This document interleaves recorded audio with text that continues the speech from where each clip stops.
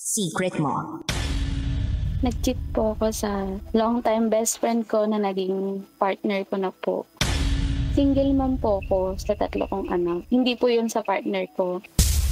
Naging best friend ko, siya na yung parang sumalo sa akin nung time na ipanganak ko po yung baby ko. Yung sumalo sa akin nung time na yun.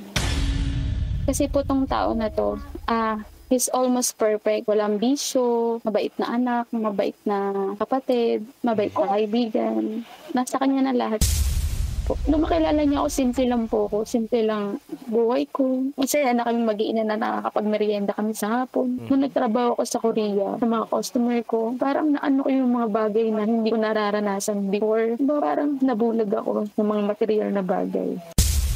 Hindi ako nakontento sa kung anong meron ako. Hindi ako nakontento sa anong merong binibigay yung partner ko.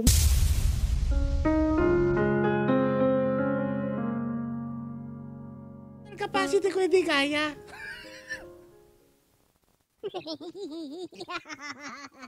Good evening Luzon, Visayas, Mindanao, Metro at Mega Manila. Kayo po'y nakatutok ngayon sa 90.7 Love Radio. Kasama nyo ang Basa Princess, DJ Rocky Terra. At kasama nyo rin ang titindig sa inyong mga ipinaglalaban sa buhay, DJ Titan Gel Low.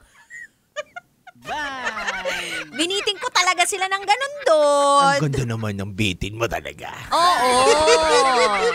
Nambibitin talaga tayo minsan. Charot lang, may darot. Uy, pero kagabi yung top secret sharer natin. Grabe. Naalala mo pa ba kung ano Oo sinabi naman. niya? Punto per punto. Ano masasabi mo?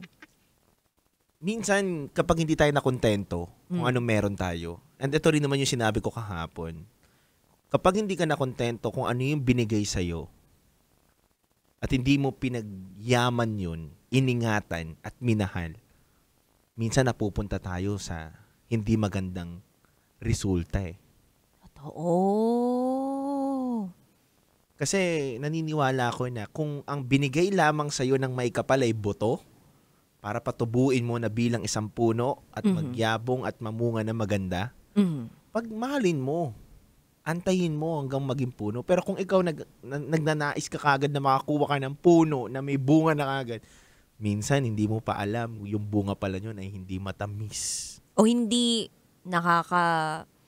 nakakabuhay. Kumbaga, ikamamatay mo pala. Yun. Diba?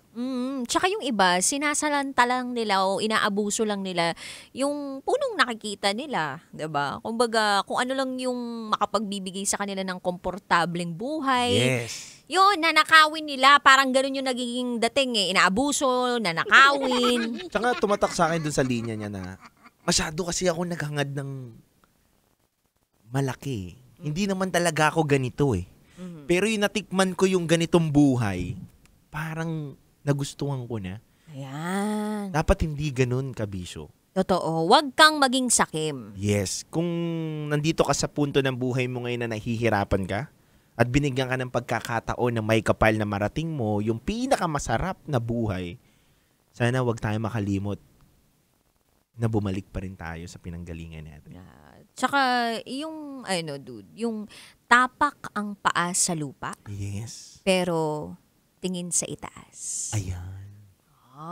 Ganda yun, no? Be humble, kumbaga. Ayan. So, yun lang naman. Kami, mga humble na kasama mo ngayong gabing ito. 9:00 ng gabi hanggang hating gabi. Magsasama tayo. Kapiling ang Basa Princess, DJ Rocky Terra. At ang titindig sa mga pinaglalaban ninyo, DJ Titan Jello. At ngayong gabi, samahan nyo kami sa isa na namang pagsisiwalat ng sikreto ng ating kabisyo. Ito na po ang patikim ng DJ Rocky's Secret Files with Jello. Binaboy ako ng tiyuhin ko sa edad na 6 years old.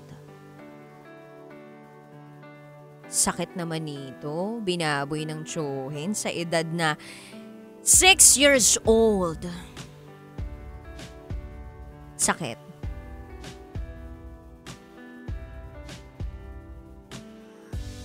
Masakit talaga yun. Kung mismong tiyuhin mo ang bababoy sa'yo. Kadugo mo, laman.